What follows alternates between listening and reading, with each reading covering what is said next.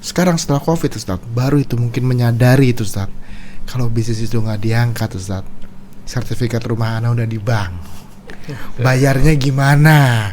Mungkin itu ya Ustaz ya? Bisa lo tidur di podcast ya. Di kursi ini anaknya. Iya. Maka ketika kita punya ilmu akan beda menyikapinya. Maka inilah hal yastawil ladzina ya'lamuna wal ladzina la ya'lamun. Enggak sama orang yang punya ilmu dengan yang tidak punya ilmu. Maka kita dituntut terus selalu belajar dan belajar. Ya dulu pernah ikut investasi gitu. Ya Oke. alhamdulillah sekali ada pemasukan. Habis itu hilang. Oh. Sama orangnya hilang, Mas.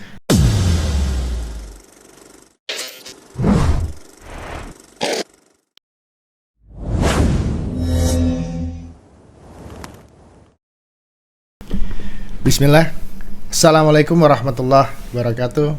Alhamdulillahirrabbilalamin. Allahumma sholli wa sallim ala nabiyyina Muhammad. Alhamdulillah kita ketemu lagi nih di Zayan Podcast bersama Mas Hendra. Dan Kita baru sekali ya? iya baru Ketemu, sekali, ya? baru sekali. Kita baru sekali nih.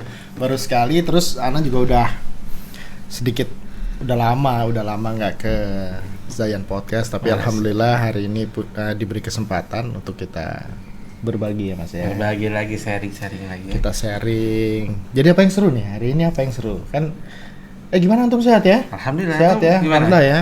Udah sehat ya? Agak-agak parno sama apa tuh namanya? Omikron ya? Omikron atau diare?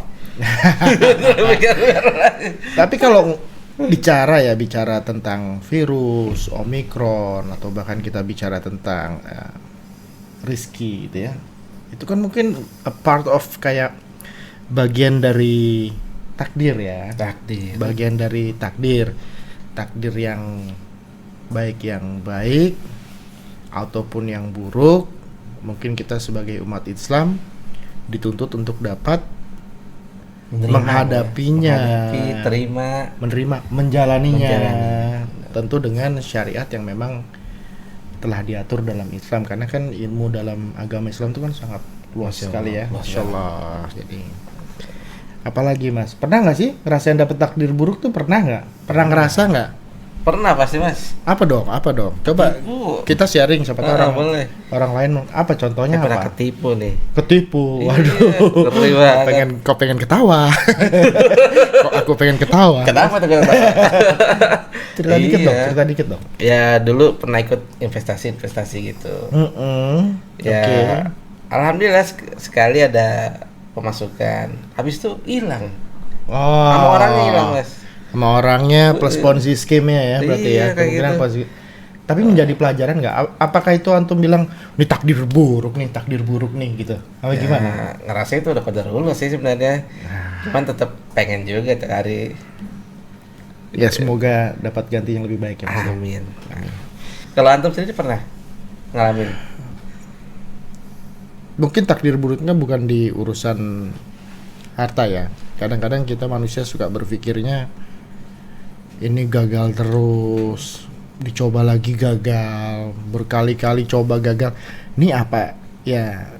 Apa nggak hoki atau apa ini memang udah takdirnya nih, udah takdir buruk nih. Jadi begitu Mas. Jadi kesempatan juga nih sekarang kita bahas mengenai takdir buruk atau menyikapinya seperti apa. Nah, Zayan Podcast nih selalu identik dengan Ustadz Agus Hendra.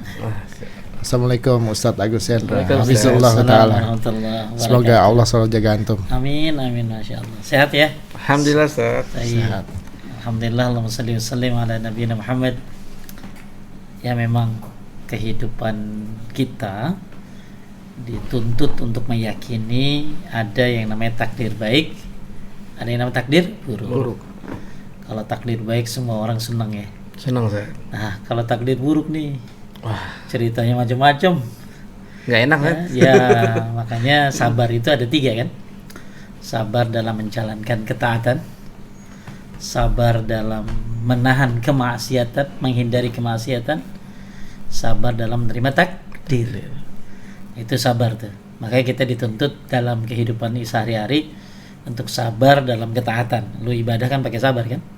Ke masjid kudu sabar, ya sedekah kudu sabar, semuanya dalam ketaatan kudu sabar. Kemudian juga yang kedua sabar dalam menahan kemaksiatan. Ya, setan godaannya kan pengen nyuruh kita maksiat mulu dan kita kudu sabar tuh. Yang terakhir adalah sabar dalam menerima takdir buruk. Ya, makanya kalau kita nggak punya ilmu dalam menyikapi takdir buruk, ini akan ada penderitaan. Pertama, penderitaan karena kesusahan dan letih mikirin bagaimana cara menghindar dari takdir buruk. Itu kesusahan yang pertama. Orang kalau nggak punya ilmu dalam menyikapi takdir. Ya, siapa sih yang nggak pernah takdir buruk? Nggak mungkin lah. Pasti ada aja. Nggak usah masalah harta ya. Masalah macam-macam lah dalam kehidupan kita. Betul. Nggak naik kelas misalnya ya, atau gagal dalam bisnis, ya ditipu orang. Semua mungkin pernah mengalami takdir buruk. Ya, even itu seorang manusia yang soleh sekalipun, karena ada hikmah di belakangnya. Nah, ini yang mau kita bahas. Ya, kalau kita menyikapi takdir buruk dengan cara yang salah, maka akan terjadi penderitaan. Nyalahin A, nyalahin B, nyalahin C, dan akhirnya bisa-bisa dia marah sama Allah, bro. Nah, itu tuh Tan. Ya ada orang kagak sholat, kenapa? Saya marah sama Allah. Lah emang lu siapa? Serem banget. Ya emang Allah butuh lu nggak sholat juga Allah nggak butuh lu kan. Dia marah sama Allah karena dapat takdir buruk. Nah, ini karena dia nggak punya ilmu dalam menyikapinya. Maka Zainus semuanya harus punya ilmu dalam menyikapi takdir buruk. Karena hidup ini ada takdir baik, ada takdir buruk. Ya hidup ini kan muter gitu loh. Ya ada senang, ada enggaknya. Maka ketika orang nggak punya ilmu dalam menyikapi takdir, maka ada penderitaan dan kesusahan. Mikirin terus gimana cara terhindar dari takdir buruk. Ini penderitaan dong. Tuh. Ya. Kedua, penderitaan kan harus menjalani takdir tersebut mau nggak mau. Jadi dia mengalami dua penderitaan. Penderitaan bagaimana mikirin bagaimana cara menghindar dari takdir buruk. Yang kedua, penderitaan karena harus menjalani takdir tersebut. Oleh karena itu, Zainus semuanya dan antum yang ada di sini, kita akan belajar pada saat ini adalah nasihat dari Imam Ibnu Qayyim al-Jauziyah dalam menyikapi takdir buruk. Berarti ini bisa dibilang kita minta kiat-kiatnya ya. Kiat-kiat. Ya. Jadi kan sebuah rangkuman simpel bagaimana kita dalam menghadapi ini kiat-kiatnya Ya. Ustaz ya. Taib Zainus semuanya, perhatikan ya. Mungkin di rumah ada yang memang pernah ketipu investasi. Ya ada yang miliaran malah. Ya Masya Allah ya. Ada yang kena 3 miliar, ada yang kena 15 miliar, ada yang kena 20 miliar. Astagfirullah. Ya Allah ya. Nah gimana nih kita menyikapi takdir buruk? Nah Ibnu Qayyim menyebutkan ada 6 sikap dalam dalam menyikapi takdir buruk. Yang pertama, hendaklah takdir buruk itu dilihat dengan pandangan tauhid. Jadi kita menyikapi takdir buruk itu pertama tuh kita pandang tuh takdir dengan pandangan tauhid. Apa maksudnya? Ya, maksudnya ini pandangan iman. Dan seorang harus meyakini bahwa segala sesuatu yang terjadi ini sudah dikehendaki oleh Allah Subhanahu wa taala, dan peristiwa tersebut baik itu kebaikan atau keburukan sudah tercatat. Maka Nabi sallallahu alaihi wasallam bersabda, ya, kataballahu maqadirul khalaiq qabla an yakhluqas samawati wal ard wa bi 50 alf sanah. Artinya gini, Allah telah menulis seluruh takdir seluruh makhluk. Allah telah menulis seluruh takdir seluruh makhluk sejak berapa Ndra? 50 ribu tahun sebelum Allah menciptakan langit dan bumi. Hadis riwayatkan oleh Muslim. Jadi buat Zainus yang baru dapat takdir buruk, entah keguguran istrinya, entah dia kecelakaan, entah dia mengalami hal-hal yang pokoknya nggak enak deh, ya, maka sadarilah Allah sudah mencatat itu berapa tadi? 50 ribu tahun sebelum penciptaan langit dan bumi. Ya udah, tinggal sudah digariskan seperti itu. Cuma bukan berarti kita ya itu tadi sikap kita harus sabar. Sabar sambil Sabar. mengambil pelajaran tentunya. Ya, itu yang pertama ya. Bagaimana kita menyikapi takdir buruk? Poin yang pertama adalah pandanglah takdir buruk itu dengan pandangan tauhid. Bahwa ini sudah ditakdirkan oleh Allah 50.000 tahun sebelum penciptaan langit dan bumi. Yang kedua, kemudian pandang takdir buruk itu dengan pandangan keadilan. Pandangan keadilan gimana? Allah berfirman, "Wa ma ana bidhallamin lil 'abid." Aku tidak menzalimi hamba-hambaku. Surat Qaf ayat 29. Jadi pandang takdir buruk ini pasti keadilan dari Allah. Dan Allah nggak pernah zalim loh. Allah nggak pernah zalim. Justru kita yang zalim. Maka Allah berfirman, aku tidak menzalimi hamba-hambaku. Allah nggak pernah zalim sama kita. Maka ketika kita dapat takdir buruk, pandang dengan pandangan keadilan. Pasti Allah tidak akan menzalimi saya. Ada lagi pada ayat yang lain, wa ma rabbuka bidhallamin lil 'abid. Dan sekali-kali Rabbmu tidak akan melakukan kezaliman pada hamba-hambanya. Itu ada di surat Fussilat ayat 46. Dan jadi ada dua ayat tadi ya, itu menjelaskan bahwa Allah itu tidak akan melakukan kezaliman bagi hamba-hambanya. Bahkan Allah mengharamkan kezaliman pada dirinya, dan Allah mengharamkan kezaliman pada dirinya. Makanya kata dalam hadis qudsi disebutkan, wahai hamba-hambaku, sesungguhnya aku telah mengharapkan kezaliman atas diriku. Aku telah menetapkan haramnya kezaliman di antara kalian, maka janganlah kalian saling menzalimi. Maka kita nggak boleh saling menzalimi. Hadis riwayatkan oleh Muslim nih. Dan Allah mengharamkan Allah menzalimi kita. Maka ya harus Anda sadari bahwa ini pasti ada sesuatu yang tersembunyi. Allah nggak bakalan zalimin kita. Sebaliknya kita yang sering menzalimi. Ya, makanya poin yang kedua dalam menyikapi takdir buruk adalah pandanglah takdir buruk itu dengan apa tadi? Pandangan keadilan. Bahwa pasti ini Allah melakukan sesuatu, pasti ada sebabnya. Ya, pasti nih ada hikmahnya. Karena Allah nggak pernah menzalimi. Yang ketiga, ya udah mulai terbuka nih. Ya. Iya. Ya, dulu menarik. Dulu sempat ya mungkin ya Allah kenapa bisnis saya rugi terus gitu kan? Betul. Lama-lama lu ternyata diajarin kan. Oh, berarti ini lanjutnya harus begini nih. Lanjutnya harus jadi pelajaran. Ini menarik. Maaf Ustadz, Anda potong. Jadi, nah ini baru terbuka nih, Mas. Kalau tadi Mas Hendra nanya, Mas Rocky apa? Sewaktu itu pernah ada satu bisnis, anak jalanin, Ustadz. Anak jalanin, baru mulai awal-awal ngaji, Ustadz.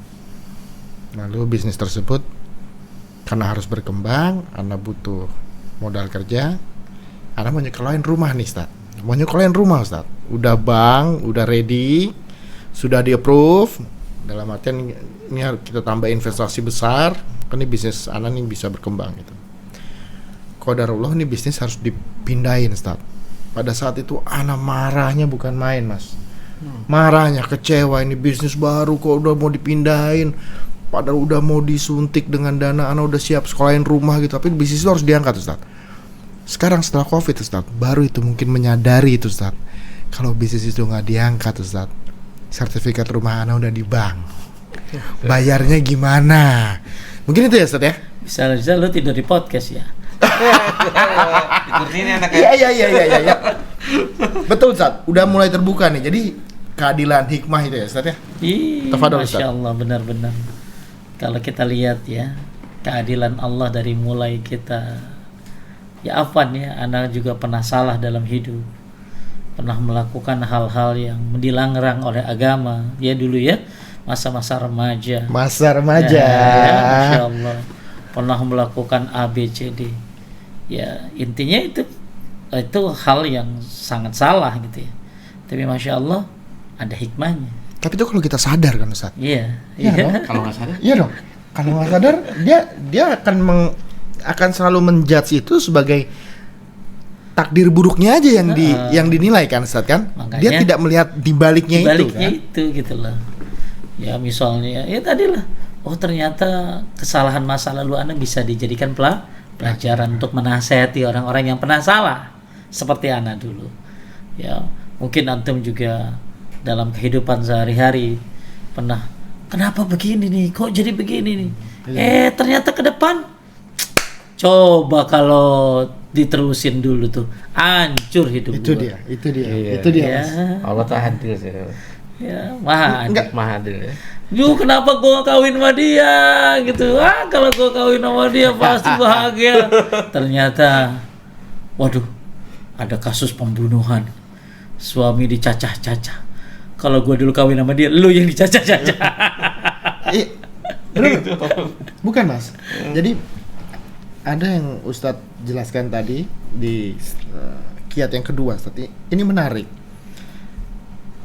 Allah maha baik, maha adil, tidak menzolimi. Tapi kenapa disebutnya takdir buruk ya Ustadz? Apakah kalau Allah tidak menzolimi, kan itu bukan takdir buruk Takdir Ustadz? buruk menurut manusia. Oke. Iya. Oke. Jadi manusia menganggap itu takdir buruk. Nah, takdir yang gak enak. Ini Zainer bahasan kali ini memang benar-benar mesti lihat karena kita mesti menanggapinya dengan benar-benar Ustaz, ya. Iya. Kan kalau itu tidak menzolimi kan bukan takdir buruk, benar nggak? Iya, kalau logikanya gitu ya. Logikanya begitu dong. Hmm. Tapi kita manusia bilang, aduh sial nih. Apes nih. Padahal menurut Allah ini kebaikan buatmu. Ya. Kita berikan Ustadz biar lanjutin kiatnya dulu deh. Seru nih. Tafadhol Ustadz. Baik. Jadi Zainal semuanya, kita sampai pada poin yang kedua tadi, bahwa pandanglah takdir buruk ini dengan pandangan keadilan. Bahwa Allah tidak akan pernah menzolimi kita. Pasti semua yang Allah berikan adalah yang the best buat kita. Cuma pandangan kita berbeda dengan pandangan Allah. Kita hanya melihat satu sudut saja. Selalu satu sudut. Selalu satu sudut. Padahal Allah tuh pendidik yang luar biasa hebatnya. Ya, Allah Subhanahu wa taala memberikan kita pelajaran banyak sekali, dan ternyata itu terbukti bisa 10 tahun nanti. Bisa terbukti nanti di kala tua dan lain sebagainya. Ya, Masya Allah. Itu pandangan yang kedua. Yang ketiga, pandanglah takdir buruk itu dengan pandangan rahmat. Pandanglah takdir buruk itu dengan pandangan rahmat. Maksudnya apa? Ya, Allah Subhanahu wa taala berfirman, maksudnya rahmat itu pandangan kasih sayang. Ini adalah kasih sayang Allah. Wa rahmati wasi'at kulli syai'in. Kata Allah, dan rahmatku meliputi segala sesuatu. Allah Subhanahu wa taala juga berfirman, wa kana bil mu'minina rahima, dan Dia Maha Penyayang kepada orang-orang yang beriman. Jadi sebenarnya ketika Allah memberikan takdir buruk buat dirimu, itulah sayangnya Allah kepada dirimu. Hanya saja kita tidak mengetahui apa hikmah di balik terjadinya keburukan yang menimpa kita. Ini semakin menarik nih Ustaz. Ya Mas Hendra. Kita harus positif ya sama Allah. Iya dong. Rahmat loh dikasih sebenarnya. Kalau memahami tadi kiat yang ketiga Ustaz ya, memahami dengan apa? Rahmat ya. Pandangan kasih sayang. Ya, pandangan rahmat. Kalau kita salah memahami, kepleset dikit beda tuh Ustaz. Beda tuh. Beda loh. Coba lu ya, kalau begitu kena takdir buruk ya, mungkin ya takdir buruk entah apa ya, tiba-tiba kalau lu berkeluh kesah juga tetap dapat takdir itu dan gak dapat pahala kan. Tapi kalau lu mikir dan punya ilmu, ini pasti kasih sayang Allah buat saya. Ya, Allah hendak menunjukkan sesuatu kekuasaannya pada saya. Tapi itu different kind of level kan Ustaz. Iya. Levelnya kan itu makanya level kenapa gak setiap orang kan Ustaz. Makanya kenapa ilmu itu bagikan hujan, yang dengan turun hujan itulah subur tumbuh-tumbuhan, bumi yang tandus akan hidup. Masya Begitupun jiwa, ketika jiwamu kurang dari ilmu, tandus hatimu. Ilmu.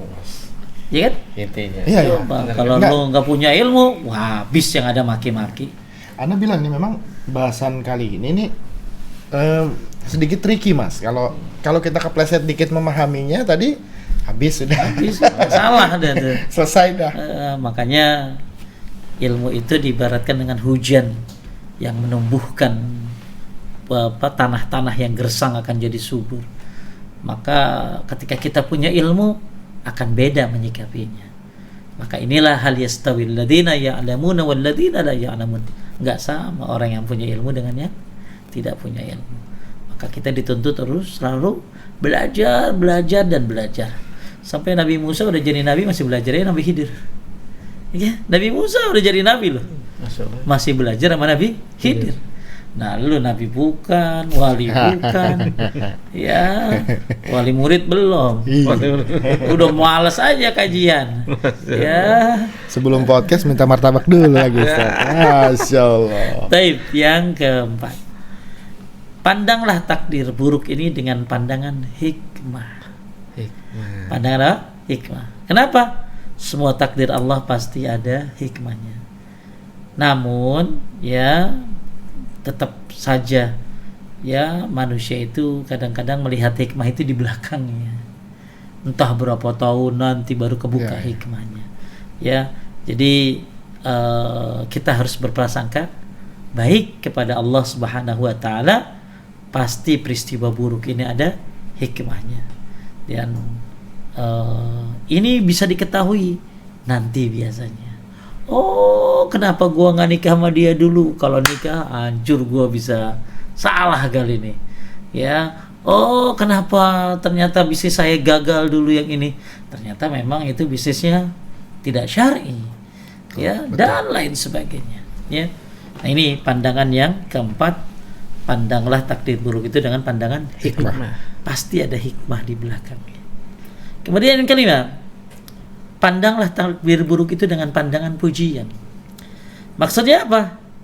Walaupun dapat takdir buruk ya harus kita ngucapin alhamdulillah. Ini kalau yang belum belajar nih, Ustaz. Belum belajar ke rumah. Bukan. Kita nih kalau punya temen yang belum ngaji ya, wah, lu kena takdir buruk. Alhamdulillah. Antum udah gila. Kan begitu, Ustaz. Makanya Nabi itu kalau ada hal-hal yang enggak enak, bilangnya alhamdulillah ala kulli hal.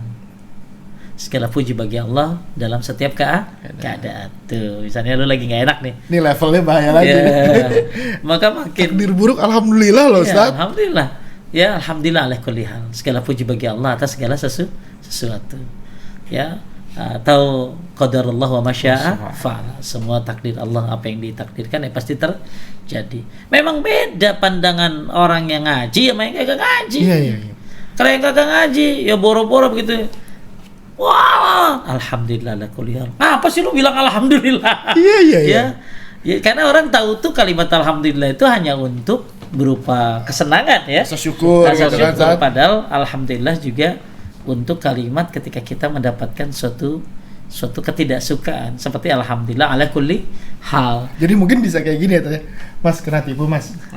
Alhamdulillah. Alhamdulillah lah kulli hal. Alhamdulillah. Tapi kan kelihatan dari mukanya ngenes, Ustaz. Makanya bilangnya ala kulli hal. Ala kulli hal. Segala puji bagi Allah dalam setiap keadaan. Maksudnya lagi susah gitu lah. Tapi kalau lagi senang, gimana Mas? Alhamdulillah bi ni'matihi tatimmus shalihat. Segala puji bagi Allah ya, yang dengan apa? Dengan itu sempurnalah amal kita. Alhamdulillahilladzi, ingat tak? Alhamdulillahilladzi bi ni'matihi tatimmus shalihat. Segala puji bagi Allah yang dengan nikmatnya sempurnalah amal kita. Itu kalau lagi senang loh, dapat duit ini alhamdulillah. Kita yang apa lagi buruknya aja nih, alhamdulillah ala kulli hal, Mas. Lebih sering ya, jadi buat saya dan semuanya, Nabi SAW kalau lagi senang, keadaan baik, maka dia mengatakan alhamdulillah bi ni'matihi tatimmus shalihat. Segala puji bagi Allah yang dengan segala nikmatnya sempurnalah amal kebaikan kita. Sedangkan kalau lagi susah, Nabi juga tetap mengucapkan alhamdulillah ala kulli hal. Cepat ya. Makanya sebaik-baik zikir itu ya alhamdulillah. Sebaik-baik doa alhamdulillah. Nah, itulah pandangan yang kelima, lihatlah takdir buruk itu dengan pandangan pujian. Bagaimanapun kau harus memuji Allah. Ya, gimana kaki katanya keseleo, alhamdulillah ala kulli hal. Aduh. Gua dipijit kejerit. Alhamdulillah ala kulli hal. Berapa persen Ustaz yang bisa ngomong alhamdulillah kulli hal? Maka nggak banyak. Makanya ya terus belajar biar kita bisa dibedakan antara yang belajar dengan yang tidak belajar. Wah, sulit untuk mengucapkan alhamdulillah ala kulli hal ketika orang terkena takdir buruk. Ya. Kemudian yang keenam, yang terakhir, ya. Lihatlah dengan pandangan penghambaan dan peribadatan. Pandang takdir buruk ini dengan pandangan penghambaan dan peribadatan. Maksudnya gini loh, seorang itu harus sadar bahwa dia adalah milik Allah. Itu? Antum milik Allah. Ya, antum harus sadari itu. Antum harus paham, Allah adalah pencipta, berhak melakukan apa saja. Lalu siapa? Ya Allah, aku dapat takdir buruk.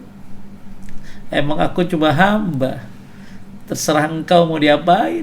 Engkau pencipta. Posisinya kita selalu fakir dong. Iya, kita selalu membutuhkan Allah memang. Kita ini fakir dalam segala hal. Kita fakir itu apa sih? Orang yang sangat membutuhkan Allah. Kita ini selalu orang yang dalam kekurangan. Orang yang sangat membutuhkan. Apa kekurangan? Orang yang sangat membutuhkan, orang yang kekurangan dalam arti kata fakir dalam keadaan, dalam arti kata kita ini sangat butuh bantuan Allah Subhanahu wa taala. Ya, oleh karena itu poin yang terakhir, pandanglah takdir buruk itu dengan pandangan penghambaan dan peribadatan. Bahwa kita ini cuma seorang hamba. Maka terserah dong, terserah penguasa mau diapain nih kita. Karena kita memang cuma hamba. Maka dengan takdir buruk ini ya seorang mukmin yang cuma bisa sabar dan sabar. Dan tentunya nggak ada efeknya, pasti ada efeknya. Efeknya apa? Ya menyadari bahwa kita ini makhluk yang lemah. Ya menyadari bahwa nggak ada yang bisa nyelesain masalah kita kecuali Allah. Ya jangan udah takdir buruk lu ke dukun. Nah ini salah nih. Minta penyelesaian. Ya takdir buruk malah lu ke rentenir. Ya takdir buruk ya malah melakukan fasih amat nih Ustaz. Malah melakukan hal-hal yang salah, mabuk dan lain sebagainya. Ini salah. Jadi sadarilah bahwa kita ini hanya seorang hamba. Ini poin yang terakhir. Pandanglah takdir buruk ini dengan melihat dengan pandangan penghambaan dan peribadatan, bahwa kamu adalah hamba. Ya sudah, kita hamba. Bagaimana yang menciptakan kita? Dan Allah pasti tadi ada hikmahnya. Pasti ada, Allah nggak pernah menzolimi. Tugas kita hanya berprasangka baik saja.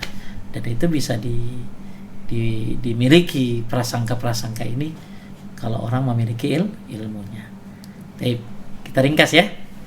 Ada berapa tadi? Ada 6. Ya, bagaimana Zainas ketika kita mendapatkan takdir buruk? Yang pertama, ya, seingat tadi apa? Tauhid. Pandangan tauhid, bahwa takdirmu sudah ditulis 50.000 tahun sebelum penciptaan langit dan bumi. Yang kedua apa? Yang kedua lupa pandangan keadilan. Pandangan keadilan. Bahwa Allah nggak pernah berbuat zalim pada dirimu. Ya, kita yang berbuat zalim. Allah nggak pernah berbuat zalim. Dua keadilan ya. Ya, dua keadilan. Ya, haram bagi Allah berbuat zalim. Makanya, oh ini kalau kita dapat takdir buruk, nggak pernah Allah zalimin saya. Ya, yang ketiga apa? Hikmah. Pandangan dengan pandangan rahmat. Rahmat. Ya, bahwa ini adalah kasih sayang Allah. Pandanglah takdir buruk ini bagian daripada kasih sayang Allah Subhanahu wa taala. Yang nanti akan terlihat itu bukti-buktinya itu.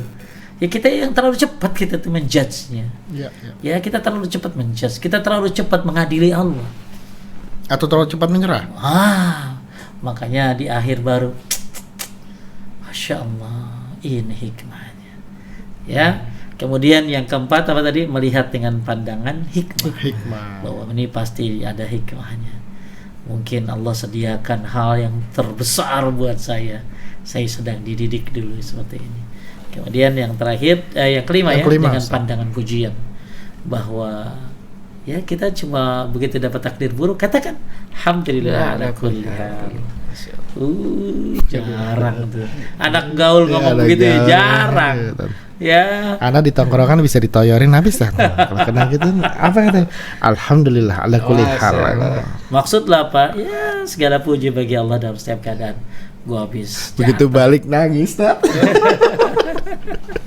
Yang terakhir ya, sadari dengan pandangan penghambaan dan peribadatan bahwa kita ini hanya seorang hamba Allah, bebas melakukan apa saja buat kita, dan tugas kita hanyalah beribadah kepada Allah Subhanahu wa taala, sabar. Maka hadapi takdir buruk ini dengan 6 tadi. Buat Zainas yang baru kena takdir buruk, yang investasinya baru ditipu orang, entah miliaran, entah ratusan juta, atau apapun takdir buruk-buruk lainnya, perhatikan 6 hal ini, insyaallah akan jadi obat. Masya Allah. Baik, itu aja. Jazakallah khair Ustaz. Ustaz, Jazakallah. apa ya, ilmu yang begini nih Daging banget ini. daging betul. Tapi buat anak pemahamannya juga kita sebagai penuntut ilmu mesti hati-hati juga. Gini loh Ustaz. Mas, manusia mana yang mau buruk? Nggak ada. Nggak ada dong. Nggak ada. Sementara tadi penjelasan Ustaz adalah takdir buruk pasti akan terjadi di dunia ini, Tat. Pasti semua manusia mengalami. Tapi yang mau buruk siapa sih? Ada nggak Ustaz satu kiat aja Ustaz supaya kita dihindari dari takdir buruk? Apakah memang udah lu nggak usah berdoa, Rok? Lu udah pasti kena takdir buruk, nggak usah berdoa, jalanin aja dengan kiat-kiat yang tadi Ustaz. Tapi apakah boleh seorang manusia bagaimanapun Ustaz, buruk is buruk Ustaz. Buruk konotasi dengan menderita, Juga. pasti dengan rugi. Kan pasti gitu kalau Ya, buruk. Iya kan? Ya pasti kita ngerasa gitu kan. Nah, ada nggak sih Ustaz bahwa walaupun itu takdir yang sudah ditulis 50.000 tahun sebelum penciptaan langit dan bumi, lalu itu dapat berubah gitu Ustaz? Itu mungkin nggak Ustaz? Taib, memang ada satu riwayat, la yaruddul qada illa doa. Tidak ada yang bisa merubah takdir kecuali doa. Tidak ada yang bisa merubah takdir kecuali apa tadi? Doa. Maka tugas kita cuma ibadah dan doa saja. Cuma yang penting, kita kan nggak tahu ya takdir buruk itu kapan ya. Tapi yang Betul. penting kita sudah harus tahu ilmunya. Iya. Ya, karena takdir ini ada. Kenapa kita maunya takdir baik mulu? Sekarang gini ya, kadang-kadang orang curang. Bisnis aja dia kadang rugi. Bisnis aja kadang-kadang dia banyak salahnya. Iya, iya. Tapi kenapa dalam memandang bisnis dia mampu? Oh, ini ujian buat kita. Ini langkah awal nih. Tapi untuk memandang takdir buruk dia nggak begitu. Dia hanya memandang, oh ini untuk bisnis ini pasti kita lagi ada turunnya, pasti ya kayak kita gini loh. Kentucky, siapa sih? Kolonel siapa? Sanders. Itu pintu ke 100 baru diterima resepnya. Tuh. Setelah dia. Orang bisa loh jalanin bisnis seperti itu sampai sampai ke 100 Kegagalan yang berulang-ulang terus gitu. Terus dia bisa nerima itu sebagai sebuah kegagalan yang akan membuat dia sukses. Tapi seseorang begitu nerima takdir buruk, nggak memandang takdir buruk itu bagaimana dia proses. Iya, kan iya, gitu iya, iya. Menarik itu Mas. Bahkan juga ada mungkin yang Afwan ya, ngaji ke hijab misalnya, atau dia tapi makin lama ada sesuatu yang dia merasakan sudah melakukan segalanya tapi nggak dikabul-kabulkan, merupakan dia juga dapat berpikir itu takdir buruk. Pada akhirnya dia lepas semua Ustaz. Hijab lepas, nggak ngaji, segala macam, karena dia menganggap itu tadi Ustadz bilang di awal podcast kita nih, kekecewaan. Yang bahaya itu kekecewaan terhadap Allah kan Ustadz. Iya, Itu paling bahaya kan paling Ustadz? bahaya. Jadi ada orang yang seperti itu. Ada orang yang tidak sabar dalam menghadapi takdir buruk, bahwa dia merasa dia punya hak untuk menentukan. Betul. Dia merasa Sudah melakukan semuanya. sudah melakukan Sudah ibadah padahal boleh. dia Iya, iya. sebenarnya bagi Allah ya mungkin saya nggak tahu ya, kadang ada orang yang saya udah sholat Pak Ustadz ini, saya pertanyaan saya, sholatnya emang bener? Itu ya. Saya udah ini Pak Ustadz sedekah begini-gini, apa ikhlas? Gitu ya. Sampai Nabi Yusuf saja harus dibuang. Nabi Yusuf harus dibuang di sumur, jadi budak, ya di penjara. Nabi loh. Nabi Yusuf, Nabi Syuaib apalagi, lihat Nabi yang sakit luar biasa, yang katanya hidup di tempat sampah, ya sampai berapa sampai bertahun-tahun Nabi Ayub ya, yang sakit itu ya, sakit sampai luar biasa sakitnya, diuji oleh Allah, padahal dia tadinya sehat ya. Kemudian Nabi Ibrahim harus dibakar, ya dia harus berhadapan dengan ayahnya yang bikin patung. Siapa lagi? Ya, Nabi Ibrahim harus meninggalkan istrinya, ya di mana di sehingga di padang pasir ya, akhirnya keluarlah air zam. Ya, Masya Allah. Nabi Ibrahim ya banyak sekali. Nabi Nuh alaihissalam ya, yang harus anaknya ya, naudzubillah ya, anaknya ternyata enggak mengikuti ajaran dia. Ya, kemudian Nabi Lut alaihissalam ujiannya, orang-orang yang kaumnya yang homoseks, istrinya juga enggak mengikuti ya. Kemudian Nabi Yunus yang dimakan oleh, masuk ke dalam ikan paus ya. Dan semua nabi termasuk Nabi Muhammad sallallahu alaihi wasallam. Kita para nabi aja begitu tuh. Ya, Ustaz. Kita maunya hidup enak aja ya. Padahal itu masalahnya ini kita udah dijamin surga, udah diampuni dosanya. Tapi masya Allah uji dengan takdir. Oke, Ustaz selalu dengan analogi begitu masalahnya, Mas. Kita udah Ustaz selalu keluar dengan analogi begitu kan. Tapi ya Masya Allah ilmu hari ini ya Mas Hendra ya. Masya Allah sekali. Jazakallah khair Ustaz. Siapa lu? Siapa lu? Siapa gitu? Dibanding Nabi tuh. Ustaz selalu tutup begitu apa kita? Siapa lu? Ya, Tafadol Mas Hendra. Masya Allah, jazakallah Ustaz. Dan harus 6 pandangan ini harus kita aplikasiin ya sehari-hari. Dia tuh dengan tauhid, dengan keadilan, Allah kasih rahmat, ya hikmah. Berat. Tetapi kita sekali lagi masih berusaha kan. Harus nggak ada cara lain kan Ustaz. Dalam memahami tadi takdir nggak ada cara lain kan. Udah, cuman itu doang. Ya udah kan ya jalanin aja. Kalau kata itu udah takdir lu bro kan begitu. Begitu orang ngomong gitu takdir lu ya kita dapat kiat tadi. Iya. Jalanin aja. Nggak ada kalau Ustaz bilang udah nggak ada cara lain, lu jalanin aja. Lu jalanin kiat-kiatnya, pelajari, ya udah berusaha. Mudah-mudahan suatu saat akan lihat, oh ini maksudnya. Apalagi nanti di akhirat bro, dibuka. Nah, bisa jadi kalau memang harus keluar air mata darah akan keluar. Oh ternyata ini hikmahnya.